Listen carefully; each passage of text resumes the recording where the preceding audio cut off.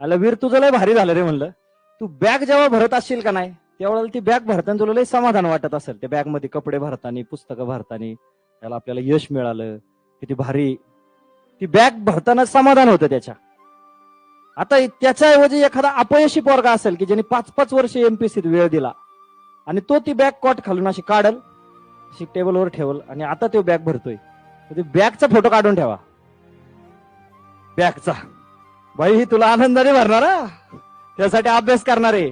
नाही तर तुला दुःखाने भरायची वेळ आली ना तर घरी जाऊन परत आयुष्यात नवीन संघर्ष सुरू होईल. परत कुठतरी दुसऱ्याच्या दारात नोकरी शोधायला जावं लागेल. आता करिअर मध्ये काय करायचं हे आठवावं लागेल. बॅगेवर विशेष प्रेम करा आणि टार्गेट ठेवा की ती बॅग आपल्याला समाधानाने भरायची, हसऱ्या चेहऱ्याने भरायची घरी जाताना. यस आपण ज्या कामासाठी आलो होतो इथं ते केलंय